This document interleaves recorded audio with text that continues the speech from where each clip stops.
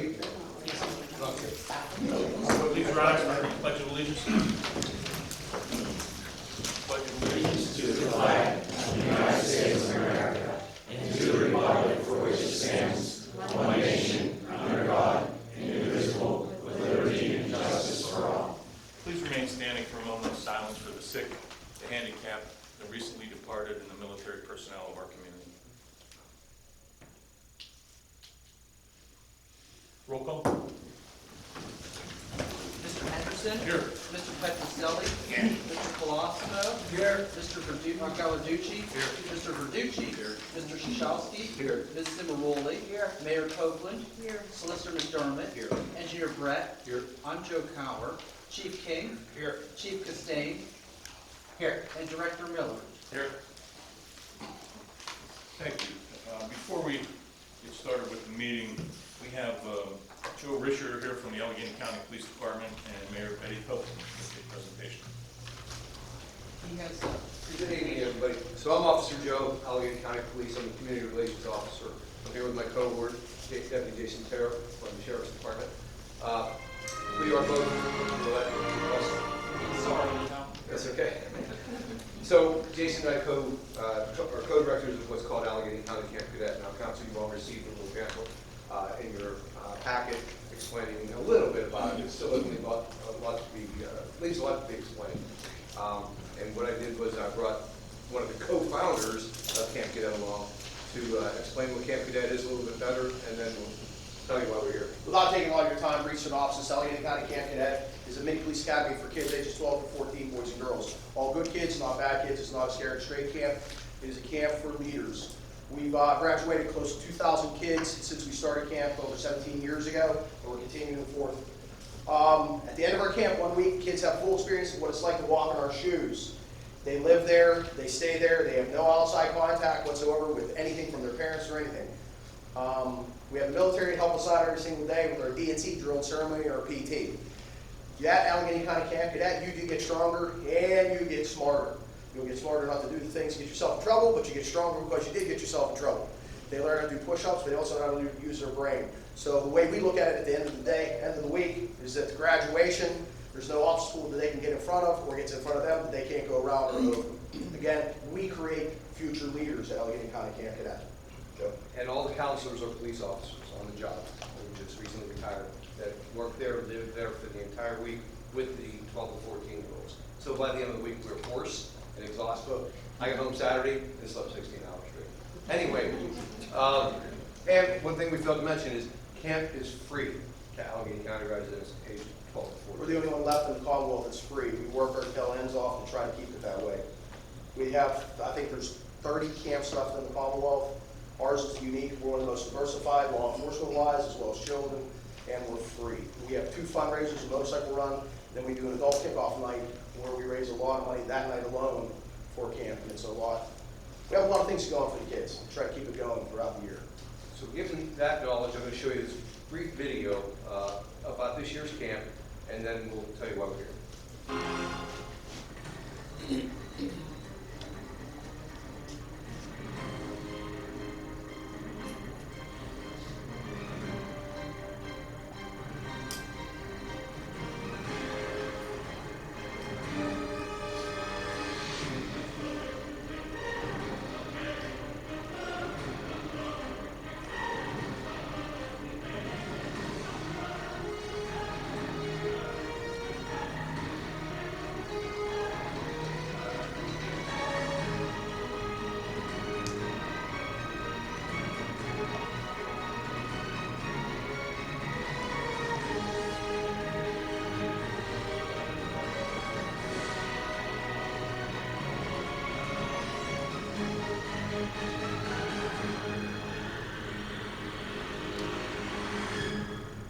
So as you can see, the kids go through quite a bit of training that week. We wake them up at 5:15 in the morning, and they are lights out before 10 at night, and they're asleep by 10:01. I mean, they're exhausted. So it's great to work with these kids. Why we're here today is one of your townies is a Camp Cadet graduate from 2022 Allegheny County Camp Cadet, and he received recognition, what we asked all the kids to write a one-page essay about the 5th day at camp to just talk to us about what their experience at camp is. So without further ado, we're going to introduce Evan Schwab, and he's going to read his essay. Evan is wearing his graduation.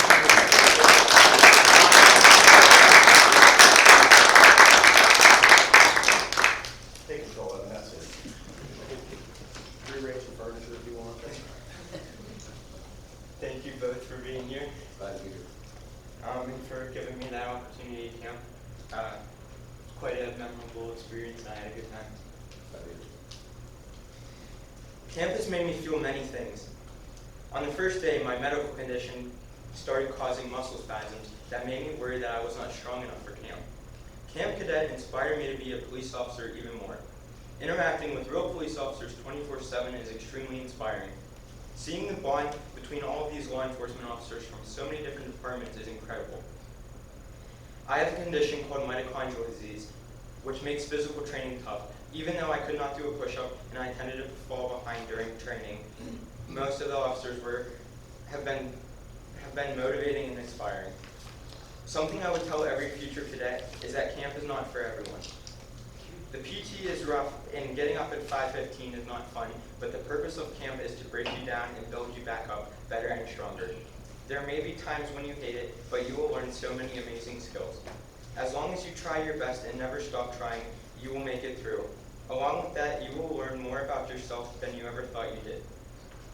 I would like to thank every officer at camp for their dedicated service to the communities they serve and for being here at camp. Thank you.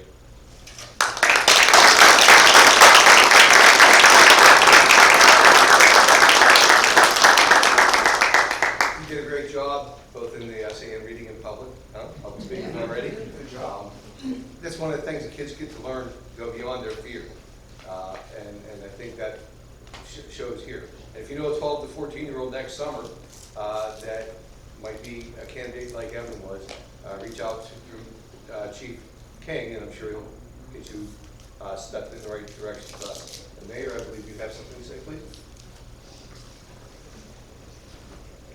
Evan, on behalf of the Borough of Bridgeville, in recognition of your achievement in earning the Class Speaker Award from the Allegheny County Police Department for success in the 2022 Camp Cadet Program, we are presenting you this certificate of recognition today, September 12, 2022. We're proud of you and the example that you set for other youth in the community. God bless.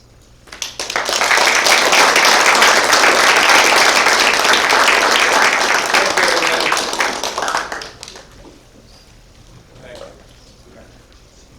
Congratulations, young man. It was very good. Before we get on with public comment, I want to move to the first order of business in front of public comment, so long as I don't have anyone in the public that wishes to speak about that first item on the agenda. Let Patrolman do. Okay, safe to do it, right? We will therefore entertain a motion to promote Patrolman Matthew Haley to the rank of sergeant within the Bridgeville Police Department per the borough's civil service regulations. So moved. Second. All in favor? Aye. Opposed? Motion carries. Congratulations. Mayor?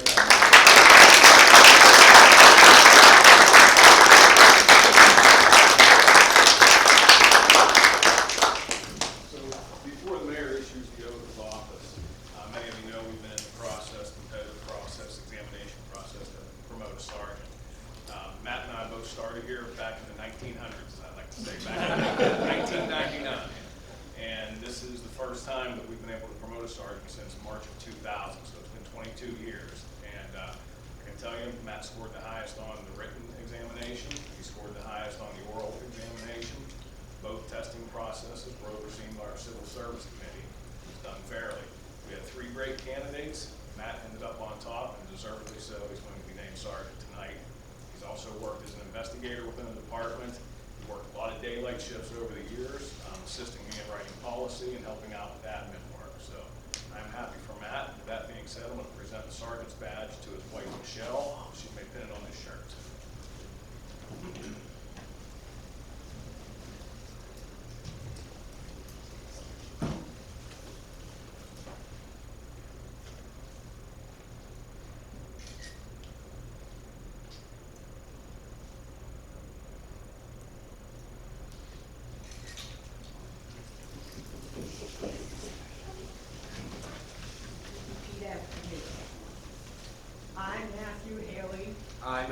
Haley, do solemnly swear to uphold, support, and defend the Constitution of the United States do solemnly swear to uphold and defend the Constitution of the United States and the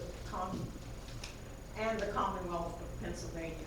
and the Commonwealth of Pennsylvania, And I swear that I will duly discharge and I swear that I will duly discharge the duties of,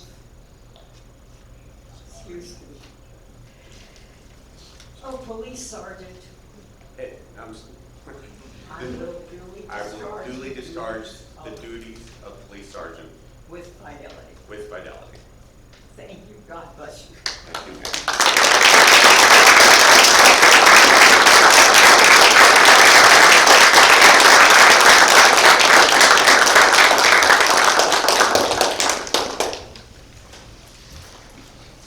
Congratulations, Sergeant.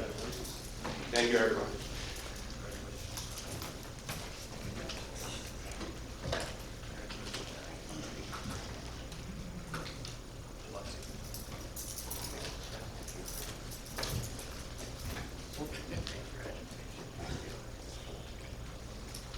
Thank you, everyone. Thank you. Thank you. Back some memories.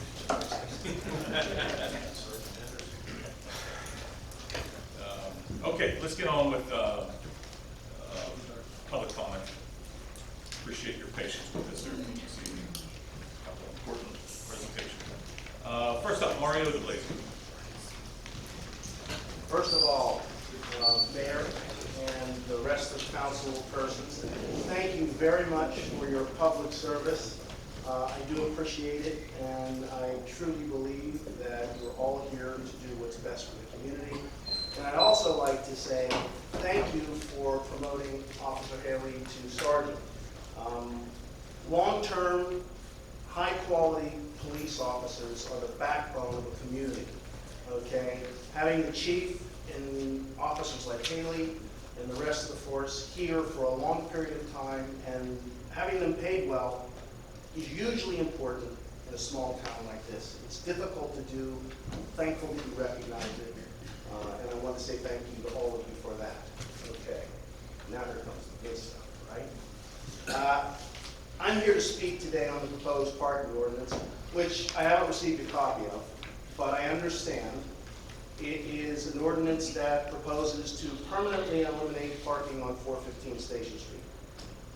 I've been here previously to speak on this subject matter. Some of you weren't here for that. I may repeat some of those points and make some new points. The action is at a bare minimum precipitous. It's early. You haven't done the correct amount of homework on this. From what I understand, there's been no traffic study done. And right now, the building owners, we all talked amongst ourselves, and we talked about doing a traffic study ourselves. But that's not even possible now. Because with the disruption in traffic and the traffic patterns in Bridgeville, if we were to spend the money on our own to defend what we believe is true, it would be irrelevant because the traffic patterns haven't been established with the new roads yet. So we can't even defend ourselves with a properly conducted traffic study. And as far as I know, the borough hasn't done one either. There's no empirical data. There's no empirical data that removing the 5 spots from 415, in front of 415 Station Street and the other buildings will improve traffic. There isn't. Now, there's subjective data that all of you, some of you have talked to me about. Councilman Henderson took time out after the last parking authority meeting. He took time to talk to me 6 years ago on the phone, okay? Councilman Gallarducci took time to speak with me. I appreciated that. And I understand none of you are traffic engineers, so when I say not professional, I don't mean that you're not professional in your own trades. But you're not credentialed for this, okay?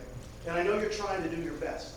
But there's been no empirical data that says that this is going to do what you want.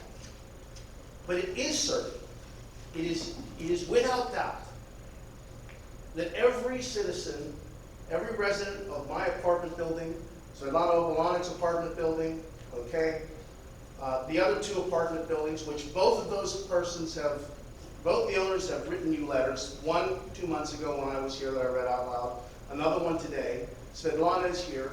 Nick Brenlove has written you a letter, both of which I'd like to read at the end of my presentation, okay? It is going to affect us. When's the last time any of you walked a block and a half home? Did any of you, when you were considering this, park a block and a half away from your homes? For a week even, just to understand what you're doing to the citizens. These are the voters. I'll be honest, I'm not. Born and raised here, and I love this town. I loved it enough to invest in it. I own property here, and I've done my best to beautify it. I'm the only one along that stretch that had the courage to completely rebuild a building. More expensive than building it new, because I had to do with the old. Okay? The other folks here want to do the same thing, but they're struggling with it because the economy here and because you don't embrace businesses. Up on here, up on their screen, you had a splash about celebrating businesses. 67% of the money spent in business come back to the community. But now, you're telling the businesses which you zone, which by zoning law, you require me as a business owner to have the majority of my first floor space. You require it to be a business. What business, and tonight, just try it tonight. I don't care where this vote goes. Park a block and a half from your house. Walk home. Walk back when you wake up in the morning to your car. And ask yourself, which business are you going to be a patron of that you have to walk a block and a half for? Okay? Which business will you go to day in and day out that you have to walk a block and a half to? What this will do, what you're proposing will do, is unique in all of Bridgeville. Go on Google Earth, okay? And look, there's not another section of property in Bridgeville, in the business district, that doesn't have an opportunity to drive up. Some of them only have one space, okay? I'll grant you that. But there's an opportunity with every single building in the business district, and there was with our buildings as well, up until 3 months ago when you had a temporary restriction. There was an opportunity to drive up in front of our building, within 20 feet, 30 feet of our building, and go in and patronize a business. Or, more importantly, like we've talked about carrying groceries, but how about when you get a new sofa? You want to carry that a block and a half? Some people have told me, don't worry. Don't worry. We'll be even-handed with our exceptions. There are no exceptions in your ordinance, by the way. There are no exceptions. But wink, wink, nudge, nudge. We'll tell our brave police officers to selectively enforce the law. That's what we'll do. It'll be okay. You'll be allowed to unload your furniture. It'll be okay because we'll use common sense. You're going to tell, and Councilman Henderson, you of all people were a police officer, okay? And a good one in this town, all right? You're going to tell them, look the other way if you think it's okay. Now, that's not what you should be doing. If you respect these guys, give them laws and tell them to enforce them. They're lawmakers. Write a good law, okay? And if you're going to write this law, understand that every sofa, every chair, every toothbrush will be carried from a block and a half away. For what you believe, by removing 5 cars, adding 5 cars to the stacking lane, adding 5 cars to the stacking lane, 5 cars, just 5. You think that's going to solve a major problem on Station Street. A problem that we don't even know, okay, can I have that picture, please? A problem that we don't even know is going to exist in 2 years. Because who comes down Station Street anyways? Let's talk about that, okay? If you live in Bridgeville and you're going south on 79, you've only got the top of Bank Street, the middle of Bank Street, okay? Once you get to the top of Bank Street, you make a left and you go down Chartiers. You don't go down Chartiers now because you want to beat the Washington Avenue traffic. You want to beat the Chartiers Avenue traffic. But PennDOT has come in and they're going to fix that. You should at least wait until this has been done. Find out what happens when PennDOT's done with their work. Then do a traffic study. I am not a selfish individual. I'm a Bridgevilleite. I was born and raised here. If you come to me with a traffic study that says, Mario, you're being selfish. You're being selfish. This will improve this town. I guarantee you I'll listen and I'll probably be on board. But you haven't even done that, folks. You haven't even done that. And I know you mean well. Councilman Henderson, I have talked to you twice in length, maybe 3 times, and I believe that you mean well. You are not trying to injure myself, Svetlana, or the other building owners. But this is what has happened. This is what has happened. You've believed in this for 6 years, I know that. But you haven't done the work. You do studies here all the time. Store studies, whether we should close the park, what economic development studies. You spend all kinds of money on studies, but you didn't spend any money on this. And it will affect us. It will, okay? There, the parking's been there since the turn of the century. That picture came from the Historical Society. So for over 100 years, the parking's been there. Today, okay? On this day in 2022, you gentlemen are deciding that it's no longer should be there. And you're giving us nothing else. You charge our businesses a business privilege tax, okay? You charge exorbitant rates for parking. Why don't you plug that money back into a parking lot? Give us an alternative. You're taking away parking. If you look at your splash screens, 67, please patronize the businesses. 67% of those dollars come back into our community. You're going to strangle. Your knee is on the back of my business owner. That's what it's on the back of. And eventually, correspondingly, it's on my back, okay? And my tenants' backs. Every grocery bag has to be carried a block and a half. Before you legislate this stuff, how about walking them off? How about walking a block and a half, carrying your grocery bag, or if you're a business owner, carry a printer. Go buy, carry the printer you have in your house to your car, a block and a half, and then back. And then ask yourself, is this right? Is this really that impactful to the people in Bridgeville that I represent? You don't represent the people in Upper St. Clair or Mount Lebanon. They're the problem. They're all coming through our town. And they all want to get around the Chartiers Avenue traffic, and they're clogging up Station Street. Please, please don't do this to my tenants. Please don't do this. Vote no for this. It's not the right thing to do.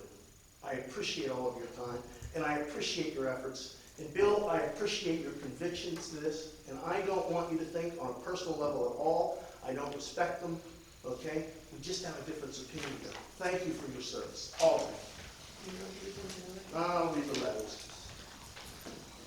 This letter is my tenant, linked to Hospitality, the food broker. Mario, unfortunately, I will not be able to attend the borough meeting scheduled for September 12th.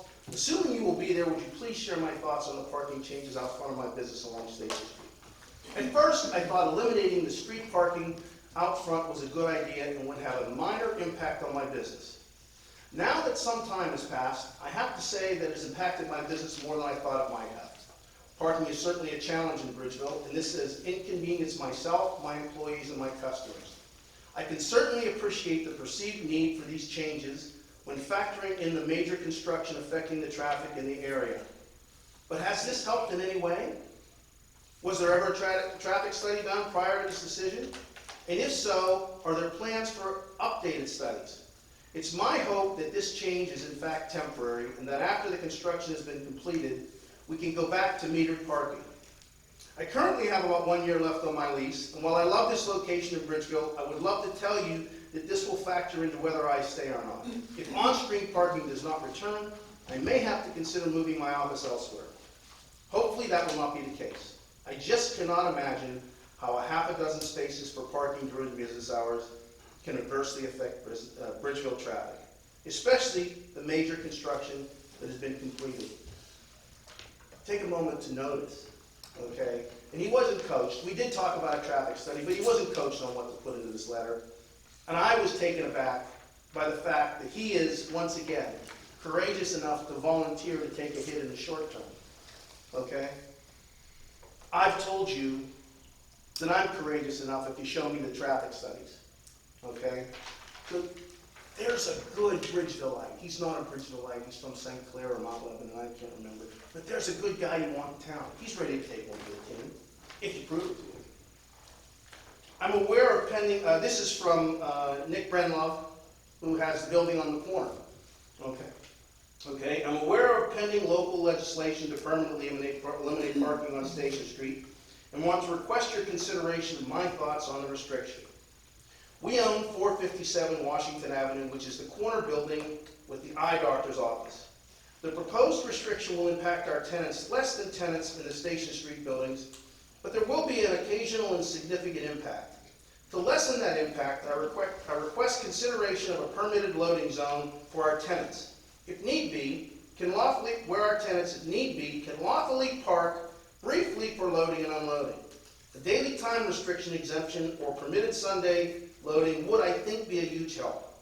I drive Station Street every day, and I know it's a problem, especially with the various road construction and closures we are now dealing with.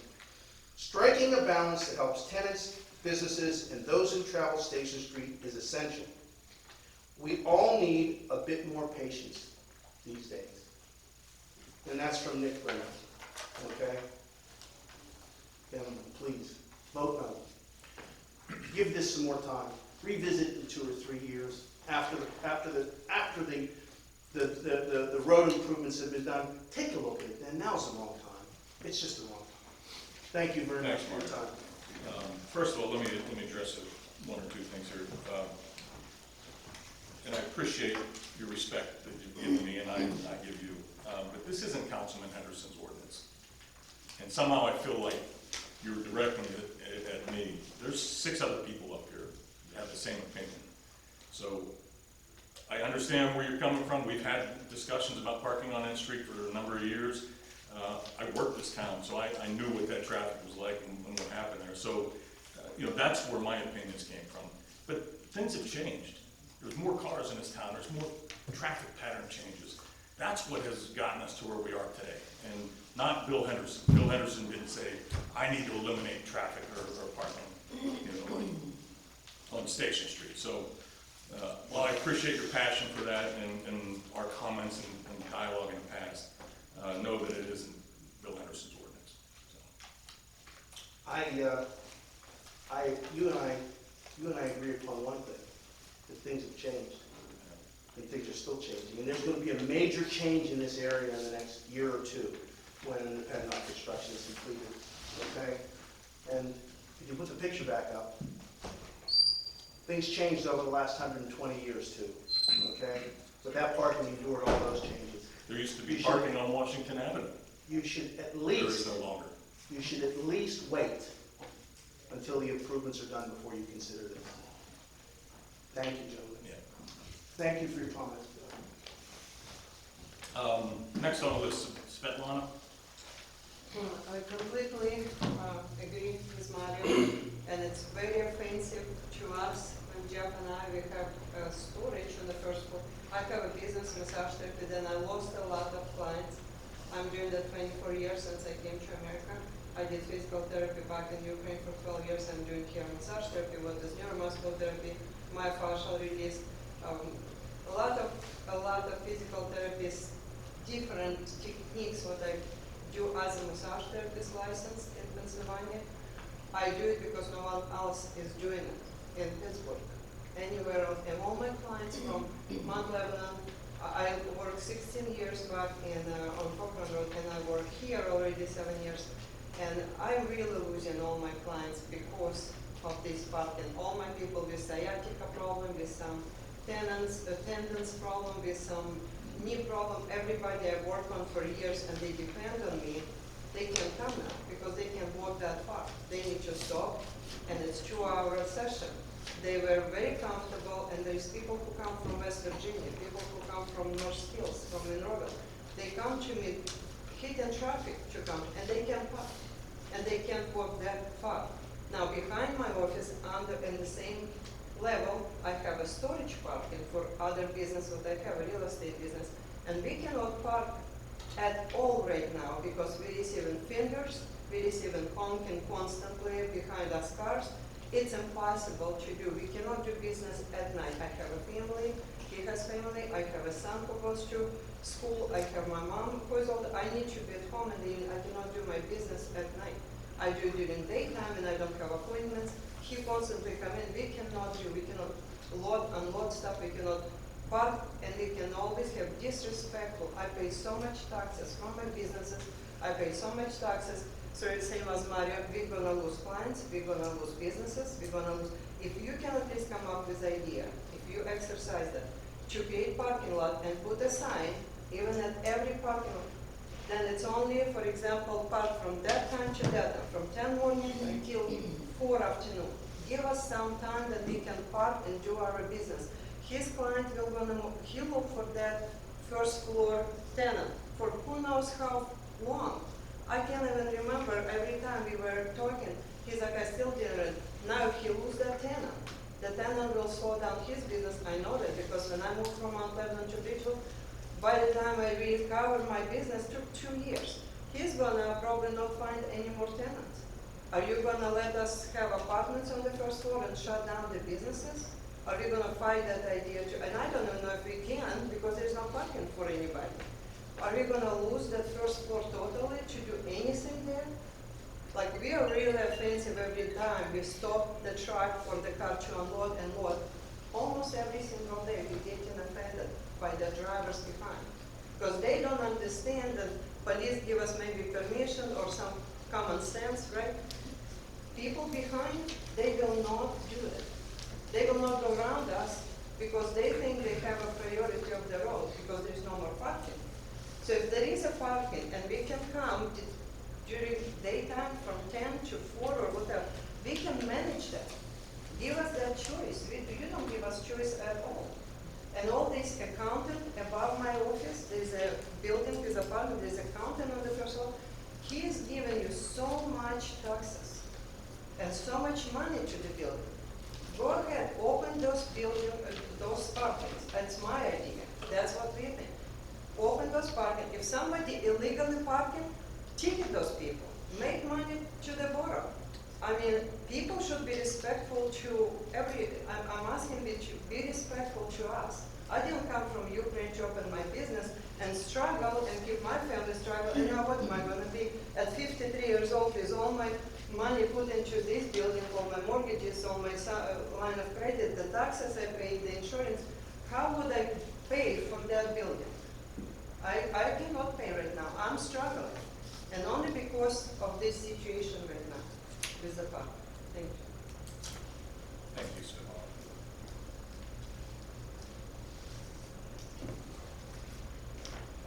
Well, I will say this. I had a chance to come around the corner. Traffic had backed up recently, and it's just an example I'm going to show you. And I came around the corner, and there was a moving truck. It was parked in front of one of your buildings. I'm not sure which one was which, but Mine. it was up a little further. This was up a little further. You all? Yeah, it was 2 nights ago, 4 hours last Yeah, week something about this like time? Yeah, that was mine. But the point I want to get to is that they called the police department and said, we're moving, would you mind if we park the truck over there? They put their flashers on, common sense was used, and no one bothered. I mean, that's what we anticipate is going to happen. Mario. That's Selective enforcement until somebody comes into this chamber and says, hey, de Blasio's tenants are getting extra special treatment. They're allowed to park their vans in front of the thing. Or Svetlana's tenants are getting extra special treatment. And the point that she made is very important. The sign says no parking. Okay, what are you going to do? What are you going to do when somebody who's impatient or had a bad day pulls up behind that truck and gets out and tries to enforce the law on himself? Okay, and Bill, you've been in law enforcement. You know that. Don't do this to the chief. Mario, let me interrupt for 1 second, Mario. It's not selective enforcement. My officers have what's called discretion, and they use it daily, okay? And we're not gonna play favorites on anybody. It happens all the time on Washington Avenue, and I would challenge you to sit on Washington Avenue and see the transport vans that pull over in front of some of the businesses to unload individuals that have handicaps. We also see people pull over up on the sidewalk at times to unload groceries for some of the apartment buildings on Washington Avenue, and I'm talking the stretch between Crafty Jackalope and Station Street where it can get pretty narrow sometimes. This happens on every street. We see that happening. We're going to use common sense if we see something like that. And I appreciate the fact that the movers called here last Friday and said, hey, we're going to have a moving truck up here, moving an individual out, who you're probably more than happy that individual's gone from the dealings we've had with that one in particular. So that's probably a good thing. But we're not going to get selective. It's called discretion. We don't know if somebody pulls there, if they're a tenant of Mario de Blasio's, if they're going to Svetlana's business. We have no idea. And if somebody gets out and tries to take the law into their hands, they're going to be the ones that get dealt with. Let me add to, and help clarify and correct, thank you, Chief. In addition to what the Chief said, let me correct and clarify any misinterpretation of what was said last month in the meeting. It was not described last month in the meeting that there would be selective enforcement. It was actually described, and the Chief and I agreed, that under motor vehicle code, there is a distinction between being parked and stopping under the motor vehicle code. And when somebody is stopped and letting out, say, for example, there was, in Mr. Benolov's letter and an example was given last week, when you're dropping off your aunt, I think somebody gave an example, somebody with a walker, somebody needs just dropped off to be let out of the car to go see a client, a patient or a client visiting the office, please, if I might finish. That is stopping. In addition, and that is not parking. And in addition to that, the Chief described the prosecutorial discretion that they have, and have always exercised these in being handling things that may rise between stopping and parking briefly. And standing is the third term. No parking, stopping, or standing. Each one has its own meaning. What I mentioned, and I'm sorry I interrupted. No, What I mentioned is clients who come to me, they don't have somebody else with them to drive away and pick them up. They're coming from far away to come and see me. They're not coming with somebody. They cannot park in front like they did before and wait for 2 hours, 2.5 hours. They just simply can't come and do that because they cannot park in front of the building. They got tickets when they parked where the bank was on that line. They got tickets, but it was like 2 months ago or so. And I told them that was the situation. I would even pay their ticket if they need, but I cannot continue explain them and apologize. I see how much I'm losing those clients. They simply do not be back to me because of this problem. And the other thing, I am there almost every day twice. I cannot park in front of my building to go to the farther. I have a 2,000 square feet. I have a storage behind it, under the ground. There is no way to park behind or go around. I go in the front only. That's one in and out door. That's it. I cannot park there because I hear this honking, screaming, like constantly people doing some kind of bad situation for me when I stop, because it's almost impossible for me to call police because I'm doing my business very quickly, come up with the idea, I need to go in and out. I can't start calling police and say, can I park for 5 minutes or 10 minutes or 15? If I go in, I might start to bring stuff out for half an hour. How would I do that? I mean, there's so many things you do daily, then you can't involve others. If you do it like at your own time, you can call somebody and ask permission constantly. It's just impossible. Don't forget, the mood of this council may not be the mood of the next council. Oh, I totally Okay? understand. All right, and to not put this into the law, you're putting in the law you cannot, maybe it's not in the law that you can't stop, but you can't park there, okay? And now we're gonna get into this gray area, which is how long was he there, all right? And if somebody wants to unload a refrigerator and it takes them half an hour, then it's more than stopping, okay? It's bad government, guys. If you are gonna allow this to happen, then put it in the law, okay? And as Councilman Henderson said, if you let them stop, you defeat the purpose of the whole thing. So you shouldn't take the parking away at all. This wink, wink, nudge, nudge, it'll be okay if you ask the chief. The chief does a great job. He does a great job. And I trust him, okay? Until people come in here and complain about all the people that are illegally stopping, because now you told the public that you're not allowed to stop there. But now you create tension for your borough manager. People are gonna claim. People are gonna complain. They will. They will. I have a Okay. question. Mr. Chair, may I rebuttal, not rebuttal, I'm sorry, I take that back. I want to answer the question that the solicitor read. We've gone through all this scenario. It's so easy the sign for now, temporary for the construction zone. 30 minutes park for load it down road. All this gingerbread goes way till the construction zone. This council spent $50,000 when the Bennett's farm. We knew it was only traffic from to do the construction, trucks and everything else. They don't believe me. We have this full in plus. They even call me Dago. I was the chairman at that time. But it's a true story. Probably it's a record. Go back to boat on your boat. That's ignorant people. Today, ask the chief how much traffic it's on Main Street in Pasavento's area. None. The people don't want to wait that the traffic is going to stop when the construction's over. This is hardship as far as I'm concerned for the people who live there and for the other. It's a big hardship. To make all this legal, just put a sign over there, load it, unload it, 30 minutes, and that's over. Plus, then you have a restriction, and that's over. Then after the traffic, this could be revisited, could be more, could be less, or maybe in the night parking from 7 to whatever. But right now, give these people a legal way to park there, not an illegal way. Oh, that's okay. He's not loaded, unloaded. We know the people this and that. That's a good members we have here, good police department, who the courtesy, that's from the heart. But it's not legal, as you say, and we know that. It's good. This is what I would say. Give them a legal way to park there and revisit this next year. November, this should be over.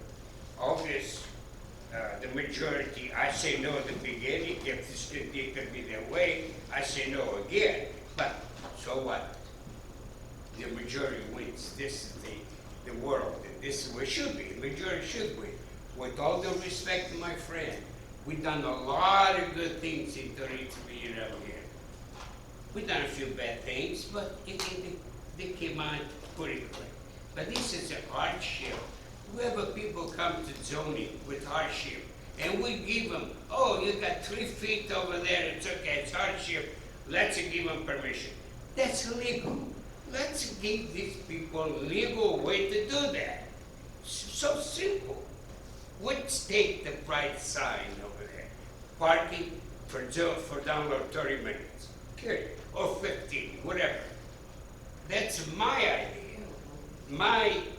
That's me talking, doesn't mean that's what it should be for the majority, but that's what I would do. This is hardship. Very, very serious. Thank you. Justine? When those spots are occupied and your patients come and cannot find a place to park in front of those buildings, where do they go to then? I don't have patients for last almost 2 months. I Well, only have, before that, because they park always in front of the building, paid by the meter before, by this. so there are spots Always, always open. always, Always where open. available, yes. Councilman Zimmeroli, when we invested the money we did in the building, during that process, we had permission to keep a dumpster in the first spot, the one downhill. And as part of the process, I was the construction manager.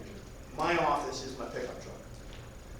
Almost every day, I would come there and I would be in and out of that street for almost 6 months during the construction. Some of you remember how long that dumpster was there. Thank you for your patience. Okay? I came in and out of that place, and I can tell you in the 6 months there were only 2 times that I couldn't find a space. And I'm not talking about a kid that comes, okay, at 7 in the morning and never leaves. If they needed something, or if I had another meeting elsewhere, I came in and out of there every day for 6 months, give or take the weekends. and there was always a space there. There was always somebody coming or going. I had to go around the block maybe a minute or two, but there was always something coming or going, okay? And my tenants don't need to use it that much. They need, my guy has meetings, he has 2 people come, they're in there for a couple hours, okay? I mean, he delivers equipment. If you ever look inside the window there, do you see how heavy the equipment is inside he sells restaurant equipment, all right? If he's not permitted by law, he's gonna be wheeling that stuff from a block and a half away. It's not right. It's not right. Anybody else on council here have a comment? Yeah, I got a quick question. You guys approached Northwest Bank at all about using their parking lot? We have. And when I originally purchased the building, little known fact, I own about 10 feet behind my building, and that hillside back there, if anybody's familiar with that area, the hillside back there, that land comes down from Northwest. It's theirs, okay? I approached them and offered to enter into an agreement to rent spots in the back. And this is back when Dale Miller was the manager. And Dale was a friend of the family's for many, many years. Dale did his best. I even drove up to, where is it, up near Cane PA, somewhere up there where their headquarters is, okay? And met with one of them. They're adamant. What this resulted in was as soon as the building was done, they hired security to go in the back and to make sure that my people weren't parking back there. They literally put papers on everybody's car in the parking lot, even the sewing place. They are adamantly against this. I would gladly pay them. I offered to compensate them twice what it cost for a permit at the borough. They didn't even want to talk about numbers. It's a waste. I agree. I thought it was a perfect deal. It's as far away from their buildings as they can get. But they didn't want to talk about numbers, and when this happened, they sent the security up again 2 or 3 months ago. My tenants called and said, oh, they're threatening to tow us again. Okay, some of them do park there illegally, some of them, but the businesses can't park there. I can't have a business person telling his customer to go park, walk through a residential, okay, walk around the building, walk down stairs that I don't have control over. I can't salt them. I don't have control over repairing them. I don't have a handrail back there. It's not my property, okay? So we've tried, and I would love to do that. I don't want to be here. I've got a water authority meeting, and we've got serious business before the water authority. They called me twice and calling out late that I'm missing to be here. And I serve on my council. I don't want to put you guys through this either. If there was another solution, I would do it, folks. There isn't. There isn't. Carry your bags a block and a half home tonight. See what I mean? If I may, I do carry my bags from Johnnyville to McLaughlin Run daily, or I ride a bike. I'm very sympathetic and empathetic to every single one of your tenants and every single one of your businesses. But I also know that there is businesses in town that in order to get to, you have to park further than 2 blocks to get to. Such as? Such as the Blaze. Such as you have to park a block and a half. There's 5 spaces right there along the side, and then there's a block, there's less than 100 feet from that building, less than 200 feet, there's parking right behind it. And I appreciate that. Level. And I appreciate that math, along those mathematic numbers. We're talking about 5 to 6 spaces on Station Street, correct? For 5 to 6 businesses. If each business has 1 person working, 1 owner, 1 guest, we're talking 15 parking spaces. That math doesn't add up. And it pains me to say that, because I do walk. If the employees park over it, the employees can park and they can walk. You can make And I it. understand that. My concern has to be for the longevity of not only the businesses and the tenants, but the rest of our residents here in our community. It has become difficult watching people getting in accidents, trying to turn onto Washington Pike both directions. There's been accidents up there because in the stacking lane, people are parking. There should never been parking in the stacking lane. That's caused accidents? Can you give me an example? I'm pretty sure that we've lost the, right there in front of that building. And that came out of the stacking lane? That was something that was, Maybe it was the. Traffic. how did the stacking lane I'm affect the sorry, I chief? was listening to the chief. What was that, sir? We did have a traffic control box taken out years ago by a car coming up, swinging the turn wide, make a left, maybe hit one other time. Off the top, I mean, I would have to really think about what the causation factor was for each and every crash at that intersection. That's kind of. No, I what we're doing. appreciate your input. I'm looking at, and what we're thinking about is something for helping everyone right now. This is not gonna be something, Not us. and not the causation.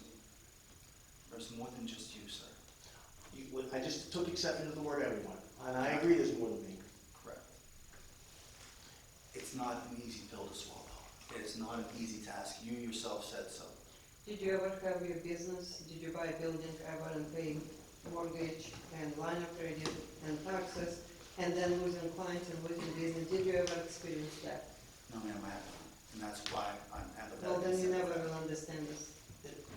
Can you explain to me? But Until my we question to do you it. is, we had parking authority remove paid meters prior to council looking at adjusting things. This is a safety and public safety issue. It is not something that anyone is trying to put on anyone else. We're talking about stopping, not parking, and you can even have your car idle or stand.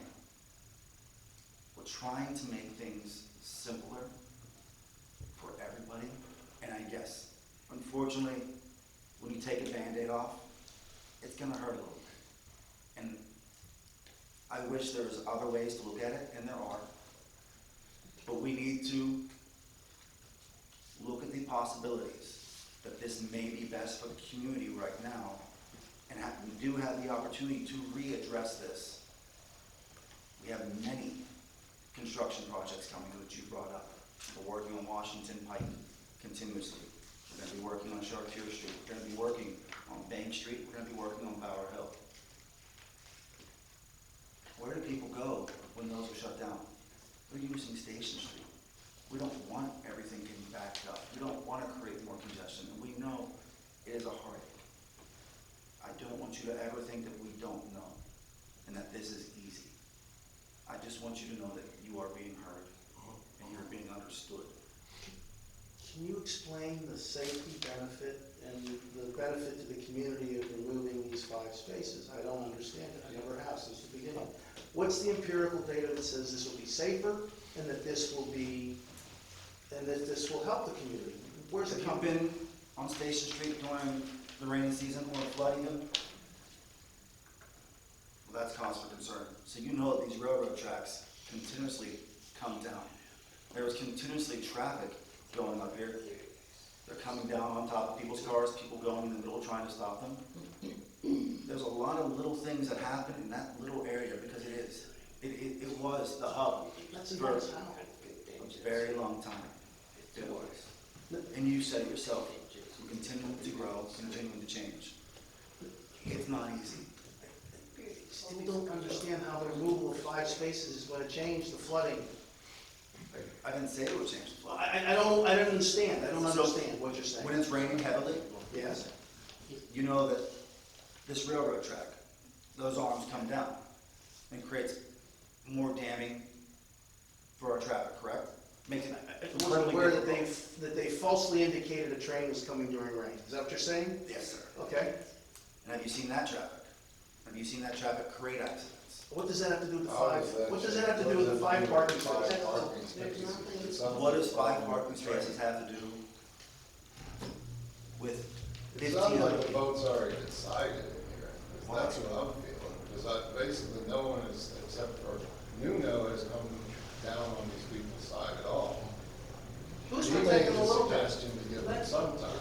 I feel really, that's why I didn't want to speak here tonight, because last time I was here, I got a little excited, because you don't feel like you're being heard at all.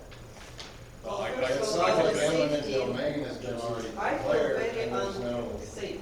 When I illegally park in front of my business, but I spend lots of money monthly to pay for their bills, but I feel if I'm illegally parked there, and what I receive behind myself, I'm afraid to even come out of the car, because I think if it's a little dark, I can get shot, I can get stopped, because people driving whatever, they can assume they on the road.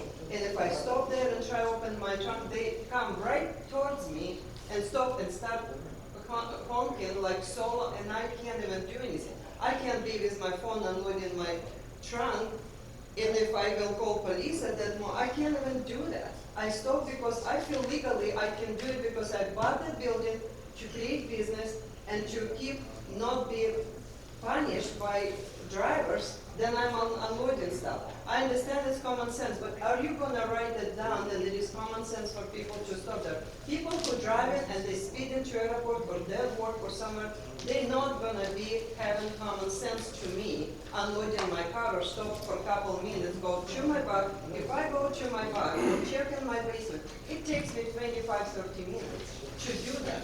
Because that's how far I live. I mean, I appreciate your comments. I know your feelings. It's I know very your unsafe for comments. us. Just one more comment. She's Hang on a a second. woman, and she's right. I've never looked at it from this perspective. But you have a sign up that says it's illegal, and every time she or one of her people stop there, if it's illegal, okay, people are going to get upset with them, okay? We- And we've who said- knows, Mario, who knows what the result Mario, of that'll be? We've discussed that, I mean, a couple of times. I wanted to give everybody up here a chance to have a comment. And Bruce had comments.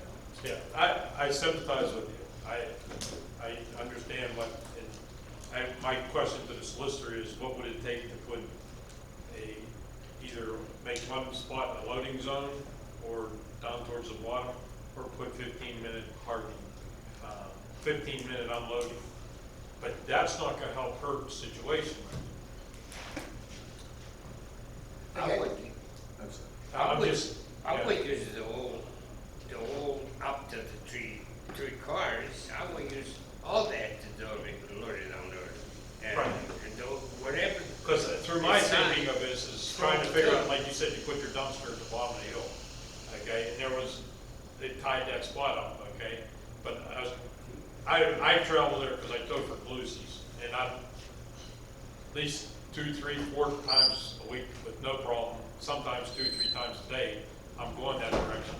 And I have pictures on my phone of people parking. Last week, there was a Verizon truck at the top of the hill, and they had traffic backed all the way back on Dewey because the turning lane was tied up. And he was there probably a half hour, because when I came back, he was gone. So I'm trying to figure out something that would satisfy both, but there's nothing really, her situation, to be parked. She wants to park there, okay? If you put a loading zone and put a time limit on it, it's not helping her. Loading, unloading. I can understand, I sympathize with the loading and unloading of groceries and so on and so forth, furniture, whatever. But no matter what we do, with her patients, it's gonna be a problem. Well, My feelings was this was temporary until we find out what's gonna take place once the bridge is done. Following the bridge is, Chartier Street's gonna be under construction for 2 years. So that's already, the state's already got that and given us plans of what they wanna do. So this isn't gonna just be a 3-month, 6-month project.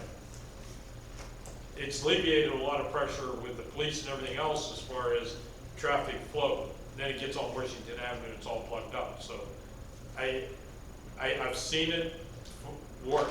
That's my whole thing about it. But I'm trying to figure out a way to compromise to get it to help you. And for the past month, I've been trying to come up with that. And other than providing a loading area, I don't know what else we can do.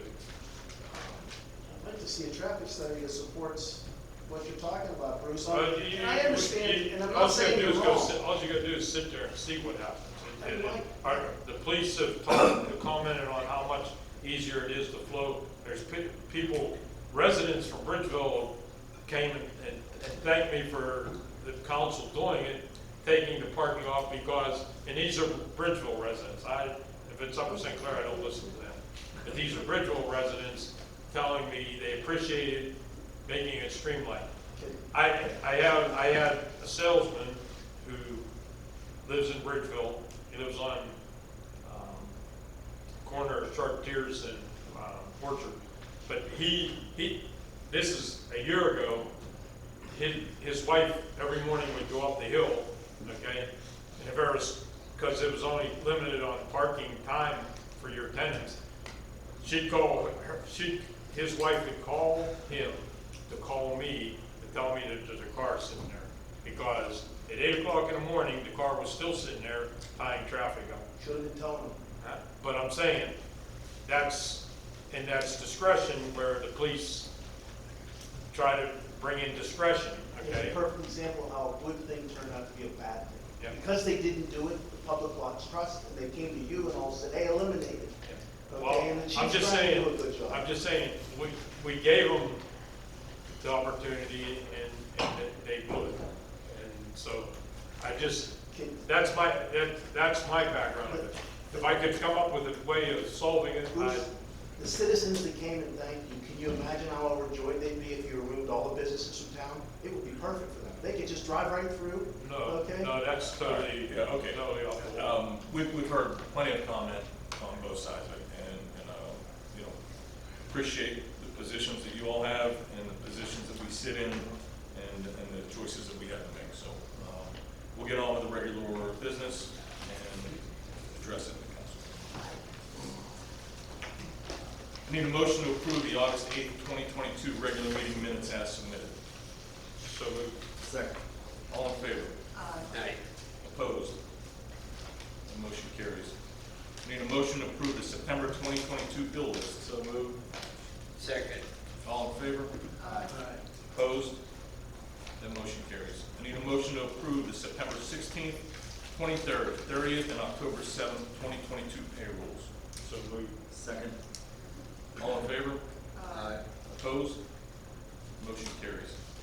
I need a motion to adopt ordinance number 1025, an ordinance amending the Borough's Code of Ordinances, Chapter 15, Motor Vehicles and Traffic, Part 4, General Parking Regulations, 15-402, parking prohibited at all times in certain locations, to prohibit parking at all times on both sides of Station Street between the Station Street, Washington Avenue intersection and the Station Street, Dewey Avenue intersection. So moved. So moved. Second. Comment. Good comment? Yes. If I may again, I don't like that. It's enough secret about it. I still say that this motion should be amended. And Open a roll call. Yeah, right. No, we have to make, before the roll call, because you gotta make a remarks. After the roll call is done, I can't make no remark. This is the time for remarks before you make a roll call. So, I would say with the contingency of 30 minutes loading up and downloading from the bottom to the 3 cars, so any of those buildings would have a chance to park right in front of their place. We know we need 3-car space there. We know the corner, just the corner still is not enough. If I were leaving there, for any one of you if there, us there. So, if I would have no problem to approve, to say yes on this motion, if in contingency, we give them 30 minutes parking, loading, and downloading. Tonino's made a motion to amend the Or original contingency, motion. either way. It would be an amendment, wouldn't it? Well, I don't know that that was actually a motion to amend, whether that was, you were advocating that you're against it. Is it You would only be my for it question if it is- was. As it stands right now, you have to go back. We have to go back and re-advertise. We have to That re-advertise. portion of it. Or you could act it as it is, and somebody could make a motion that could be seconded to pursue a separate follow-up if you wanted to do an unloading. So, Is that in the form of a motion? Yes. Is there a second to that? I'd second it. If we could get some kind of loading area. All in favor? Well, wait. I'd like to have a Roll call on that. What's public comment on that? We have public comment, or not? No, I'd like to have a roll call on that. I'd like to comment on Good. it. I myself have been looking at it continuously. Unfortunately,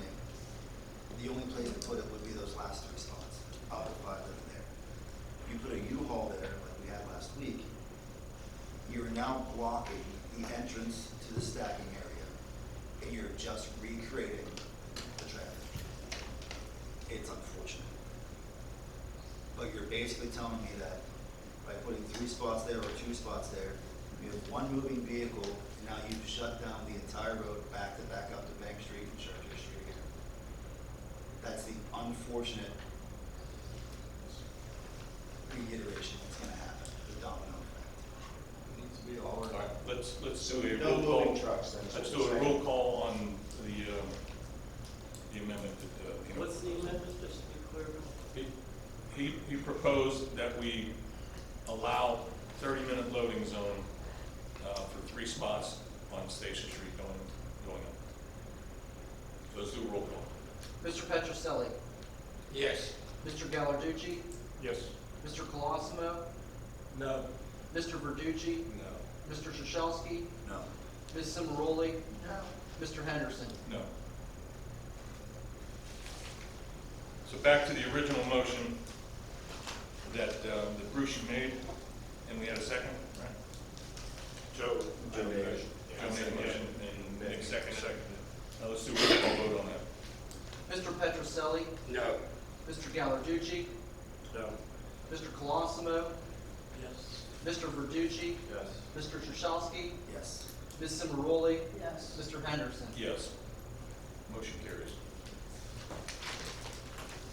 We need a motion to adopt ordinance number 1026, an ordinance amending the borough's code of ordinances, chapter 15, motor vehicles and traffic, part 2, traffic regulations. 15-211, point 1, stop intersections established specifically to create a 2-way stop intersection for vehicles traveling in a southerly and northerly direction along an unnamed alley or said unnamed alley intersection or intersection with both ways. So moved. Second. All in favor? Aye. Opposed? Motion carries. I need a motion to adopt resolution number 2022-15, authorizing the submission of a grant application to the Allegheny County GEDFT program for the Greenwood Steps Replacement Project. So moved. Second. All in favor? Aye. Opposed? Motion carries. I need a motion to enter into agreement with the County of Allegheny to perform snow and ice clearance and winter maintenance on County roadway Bower Hill Road, starting at McLaughlin Run Road and ending at the Borough Township border for winter seasons 2022, 23, 2023, 24, 2024, 25. I so move. Second. All in favor?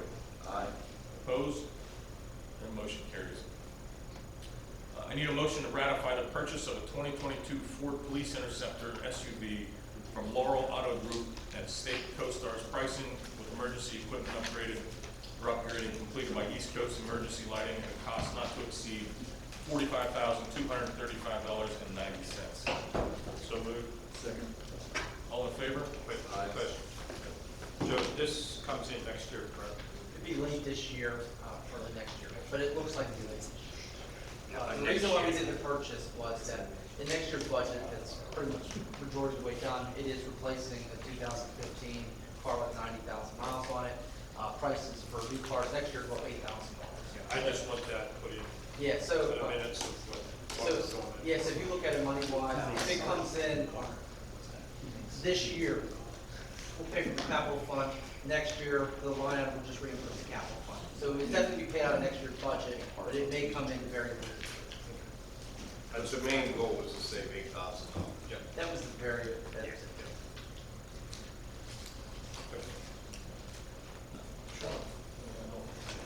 Oh, that's, did we vote on it? Not yet, okay. I had a question, no, you just, Yeah, I'm taking votes, yeah. All in favor? Aye. Opposed? That motion carries. So I'm trying to find the name of it. A Marente contract. A. Morente? And then the price with the base bid and add alternate 1 for Union Street is $1,202,877.30. Okay, so what this means is, I need a motion to accept the lowest responsible bid received from Melee. That's A Marente. A. Morente. I'm looking at the other one. A. Morente, there it is, okay. Thank you. In the amount of $1,202,877.20.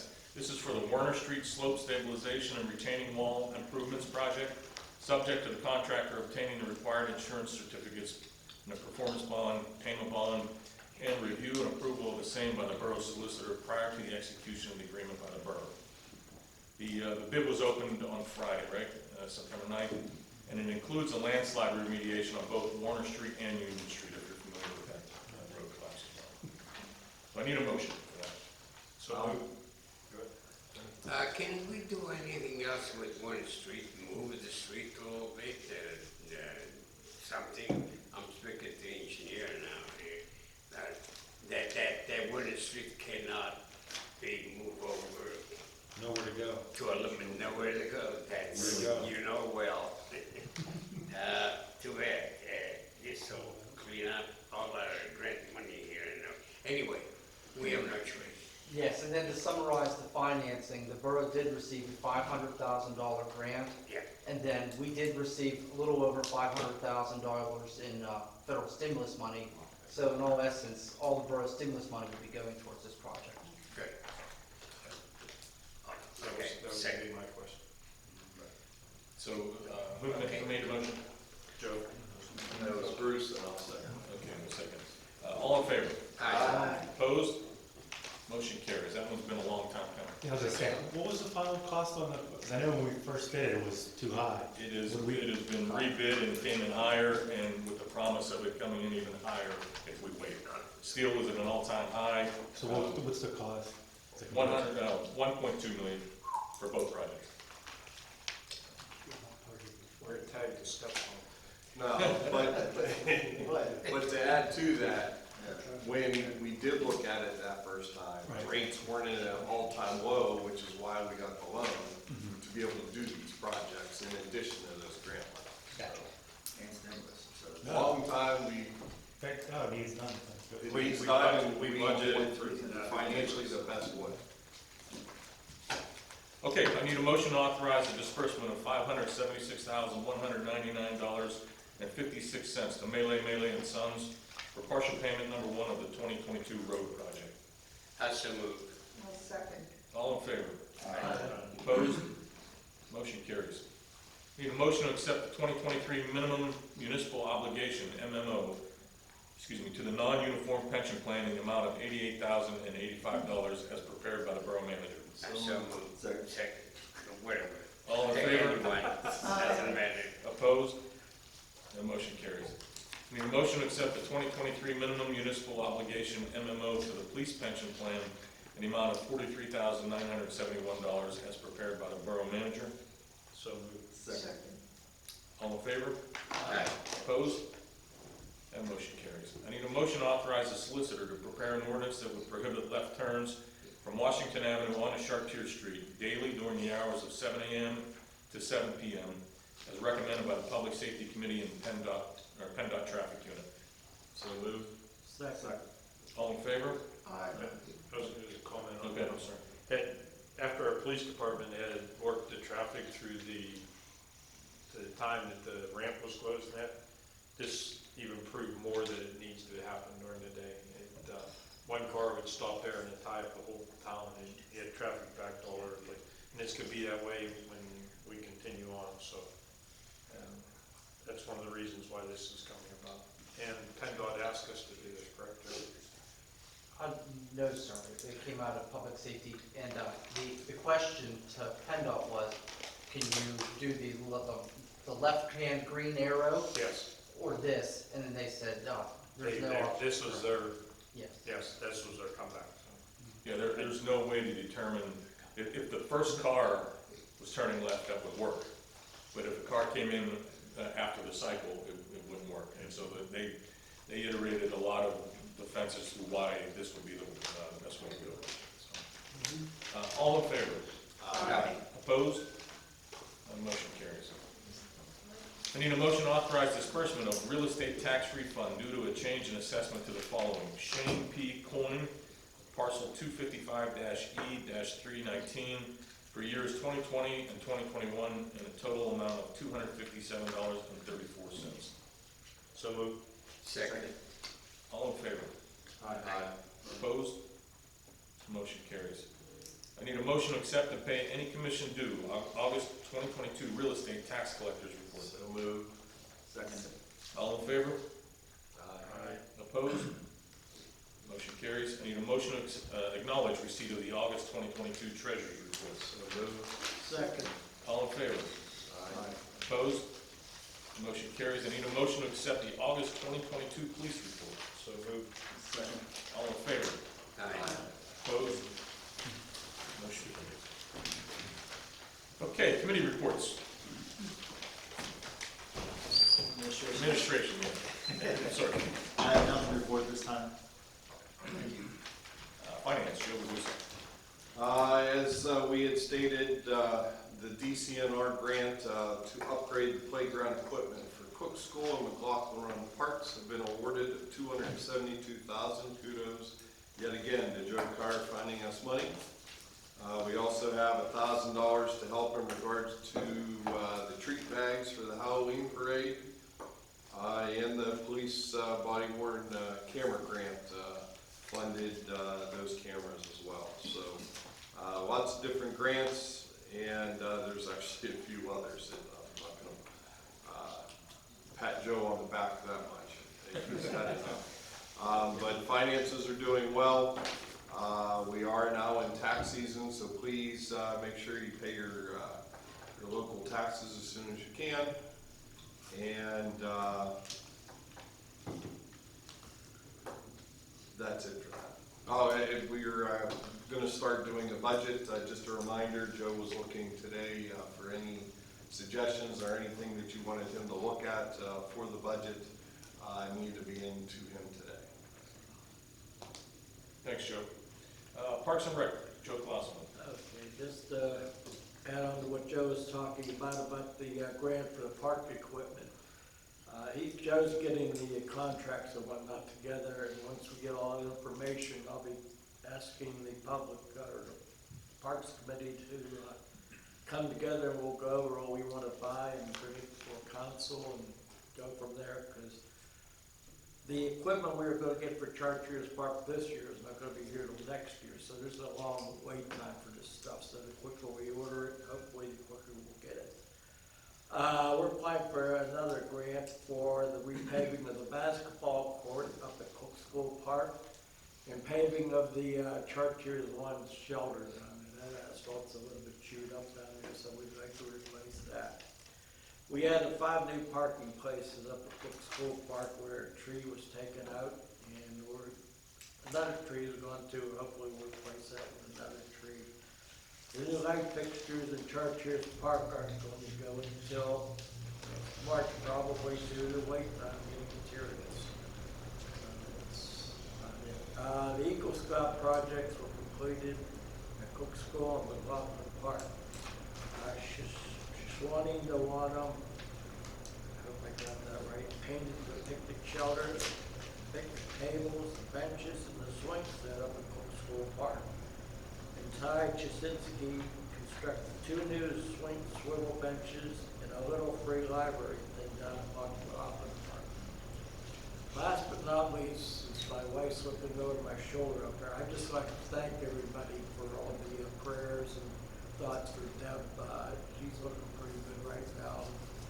Seeing the doctor Wednesday, hopefully she'll get a clear bill of health and we're good to go. That's all I got.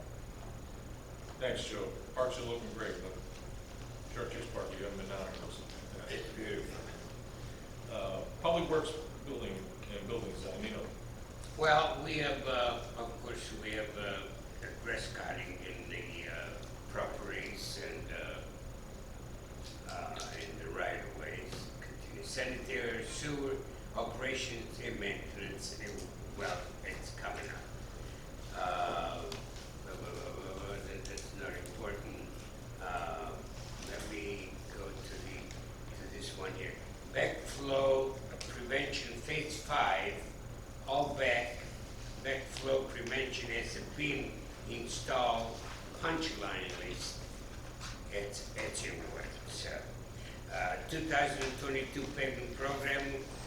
Multi-punch list. Items are still outstanding. So this is maybe the engineers not happy, whatever. sweeping will be performed on the third week of month from the business district maintenance. And the rest will be all maintenance, some is the parkings that the two council people already mentioned, some park work, which is on my list. And that's all I have, Mr. Chairman. Thank you, Nino. Public safety, Bruce. I have nothing to report to this. Thank you. Mayor, Betty Copeland. On the first Sunday in September, I was pleased to welcome to our borough the Bhutanese Hosanna Church, who are now renting the sanctuary of the First United Methodist Church for services each Sunday. On September 11th, attended the 9/11 observance by the Knights of Columbus at Holy Child, and was very pleased that we had Bob Seaworth representing our fire department and Zach Morris, our police department. The speakers were very inspiring, especially our Senator Devlin Rollins. Thank you. Thank you, Mayor. Police Chief, Jack King. Thank you, Council President. I provide a written report. If you have any questions, I'm more than willing to answer them. Questions for the chief? Okay, Solicitor Tom McDermott. Likewise, I'd be happy to answer any questions on my previous facility. Any questions for the solicitor? Okay, Borough Engineer, Kevin Brett. We did submit our report dated September 8th, and I can address any questions the council may have. Any questions for the engineer? Okay, Fire Chief, Ray Castine. Thank you, Council President. Last month, we ran a total of 23 calls. Also wanted to announce that we are going to do the trunk or treat this year down at the fire station in the parking lot. It is going to be on the 23rd of October from 3 to 6. It is our goal to merge several of the different trunk or treats in the borough all into one big one. That is our hopes. We'll let you know further on that. Did you say 23rd? Yes, from 3 to 6. This Sunday? Okay. I do know, yes, because I know they checked the Steelers have money game, so. Steelers waited. What's that? Steelers waited. Yeah. Southbridge EMS, Dan Miller. Nothing to report. Thank you, sir. You guys get your new ambulance? Yes. Yeah. Finally on the road. All right. Bridgeville Historical Society. Mary, have any report there? Our Tuesday, September 27th, 7:30 p.m. program at the Chartiers Room will be Operation Mincemeat, how a room full of spies, a submarine, and a corpse helped ensure Allied victory in Sicily in World War II, presented by Dana Del Bianco. Thank you. Thank you. Anybody from the library? Yeah, I just wanted to announce we have our fall programming starting up this week. So our fall story times start on Wednesday. There's story times Wednesday, Thursday, Fridays, and Mondays. We have a special one coming up on Monday, September 26th at 11 a.m. with Dustin of Service Dog and Training and his handlers. So any kids that'll come will get to meet the dog and answer questions. We also have a new book club for adults starting October 3rd. It'll be the first Monday of every month, and it's called Monday Mysteries and Mayhem. And then most importantly, September is Love Your Library Month. Hopefully you've seen all the signs that we've put up around the borough.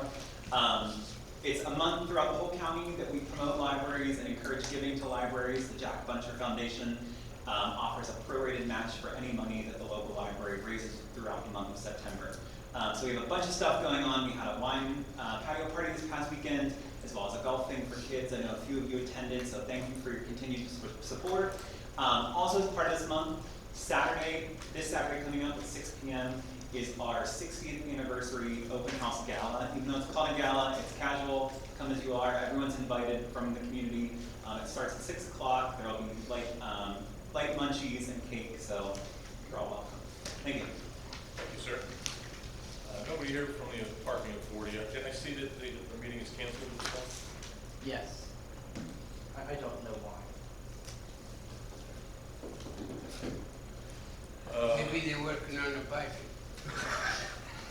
That's good. I had to put that in. That's good. Oh, this Debbie. I'm sorry. I forgot you, Debbie. I apologize. Yeah,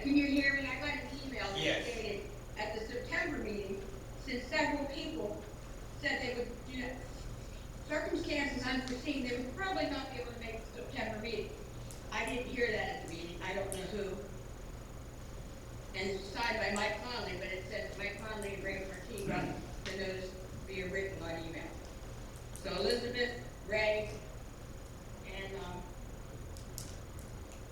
Lena, Ed, we got the email that said it was canceled. Okay. But I again asked,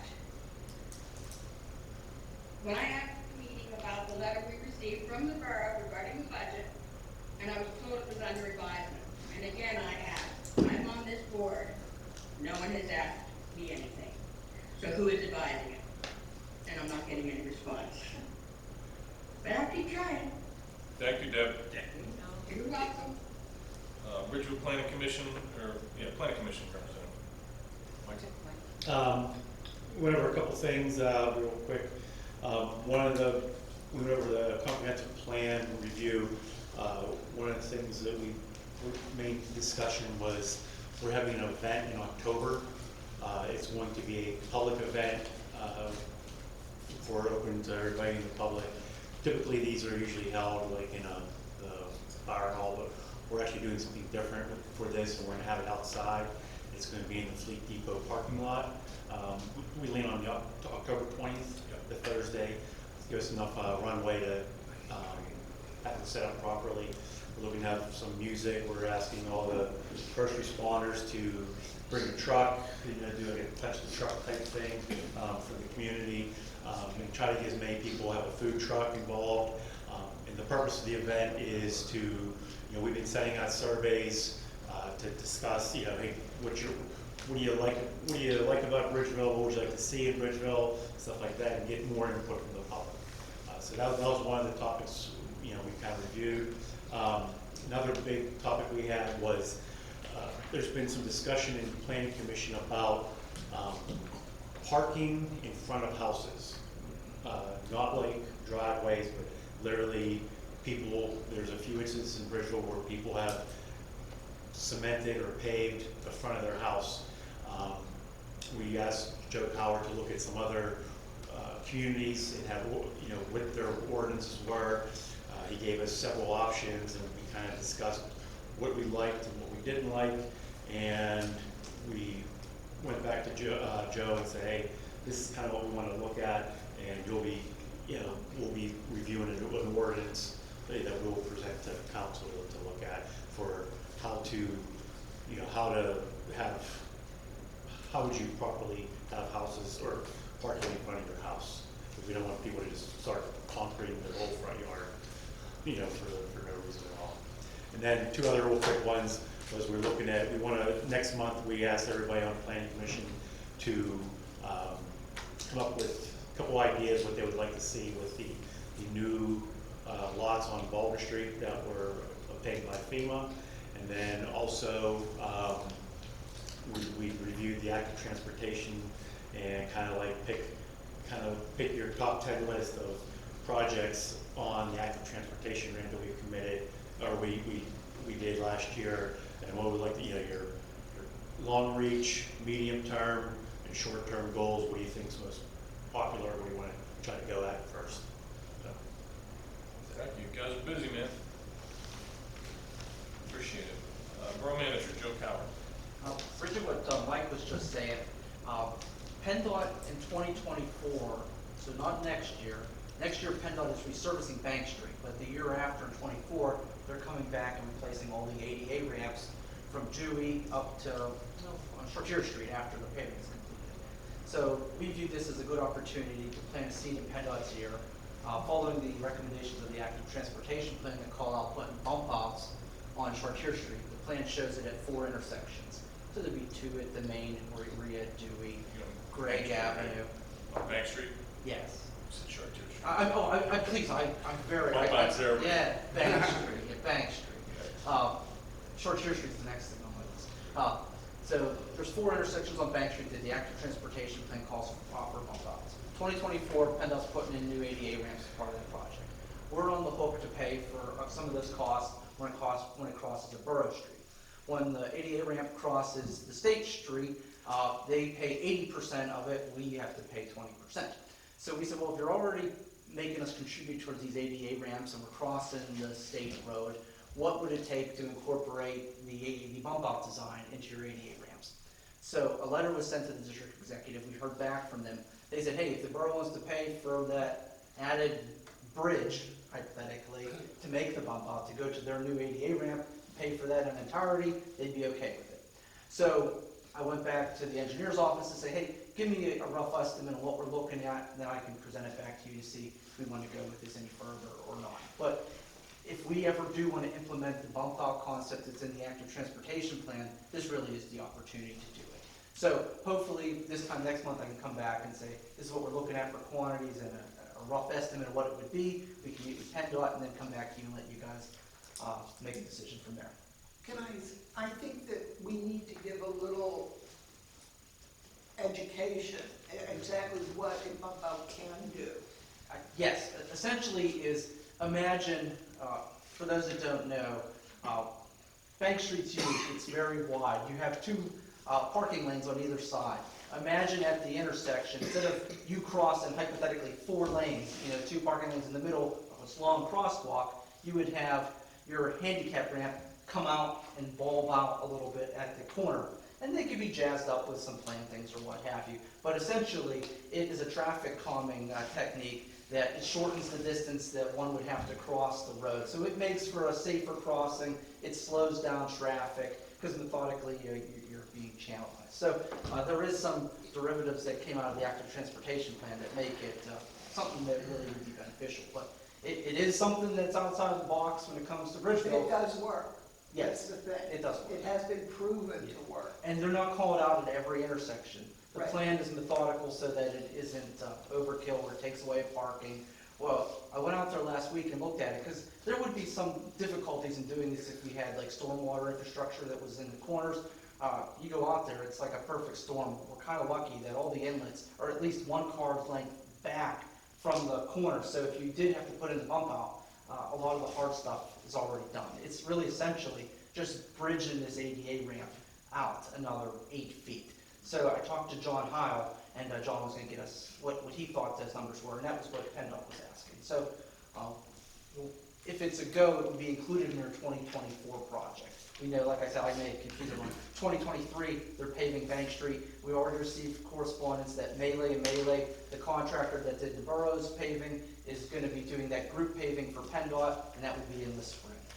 It will be a number of months. There's a number of concrete repairs that are needed, so it's not your typical just mill and overlay and they're out in a couple of days. It will be a month or so's worth of work, they're telling us. Joe, can I interrupt you before you enter into your thing? With the transportation, they also talked about the big pedestrian light fixtures on Washington Avenue. The rapid beacon crossing, Yeah. yes.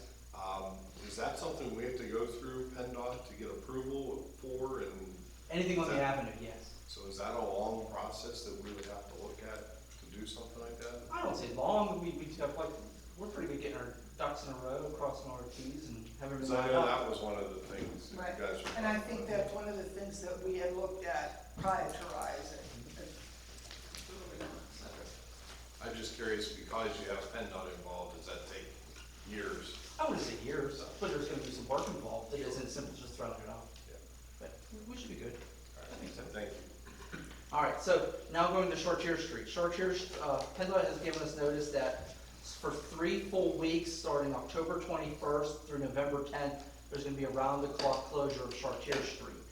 This is to facilitate the remaining widening work down needed at the bottom, essentially from the railroad bridge down.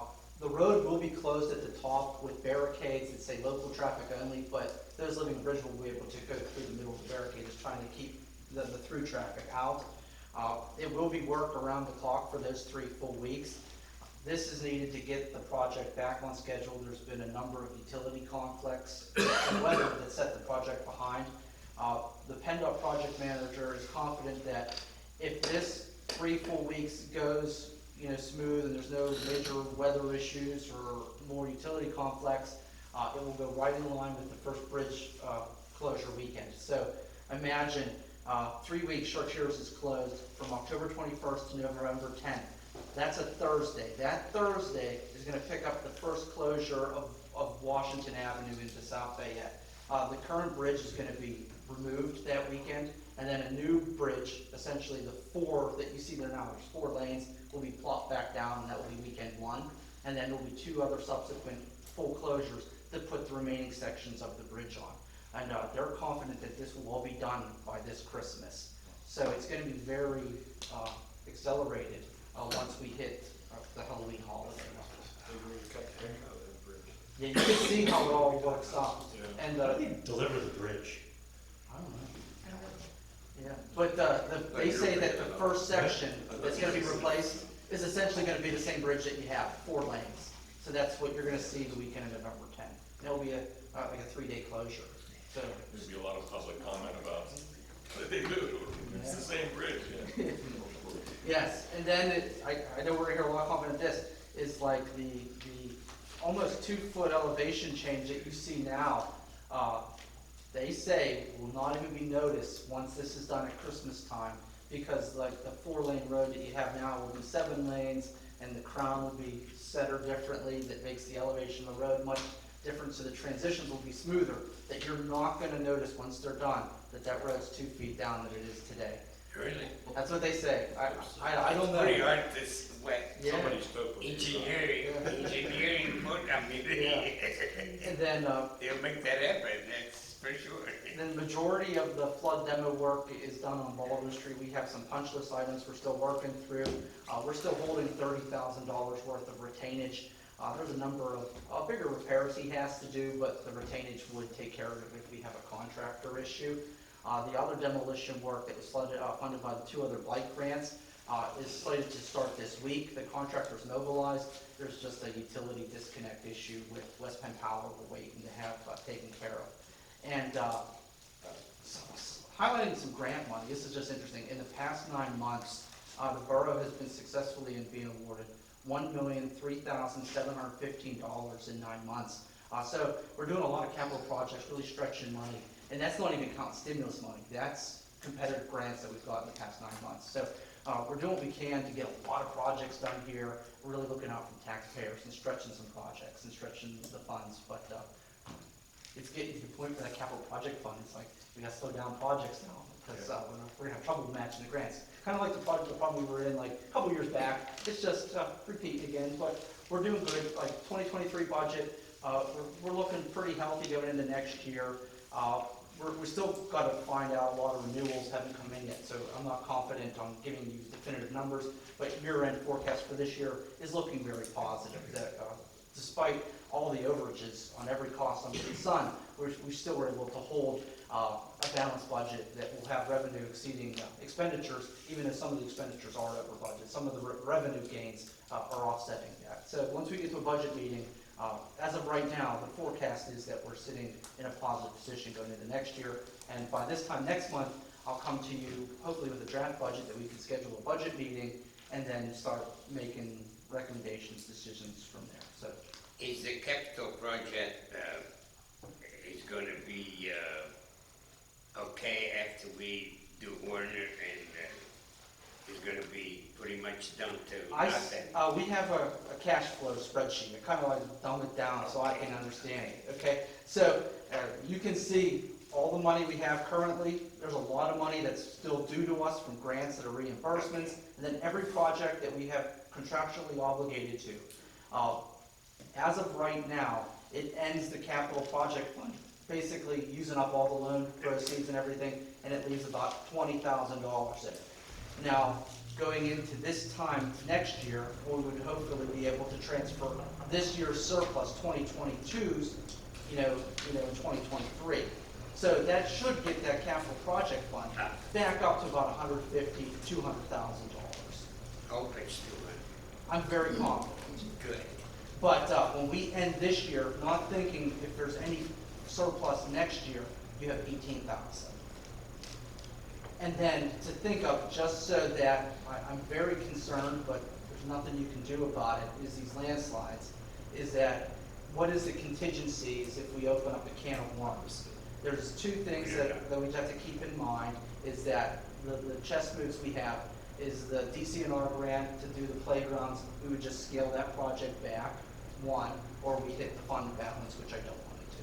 That's really our only moves that we really have right now. But you can only, we're not Nostradamus, you know, we're only so confident, and I feel like we're in a good position. The things that we don't see, not until we start. So you start opening. Sure, it's happened many times. But like a road project, you do get lucky Sure, sometimes I that you know. don't have base repair, and then you come out. I know. So this may be the same way. Nino will get his shovel out. Yes. No, No, but these are projects that we need to do and not pass on to our kids. So we gotta get them done. That's why we spent the last 6 years trying to get to this point, so we're there. And it's nice, if you look at that spreadsheet, I hate to keep you, but that spreadsheet shows a lot of projects in 2 years that are really something like you say, will make a difference for your kids' lives. Because the Chartier Street widening and that bridge, that's $788,000 that us Bridgevillians, you know, paid. Not all your neighbors paid, we paid, and that makes a big difference, you know, for our kids' futures and what have you. So there's a lot of money in these past 2 years that are gonna have a big impact the next 30. You got anything else? No. That's enough. All right. It is. Appreciate you. Under new business.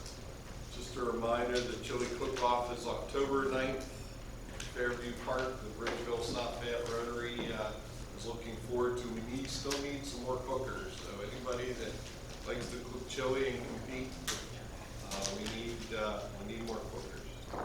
October 9th. I will bring tickets.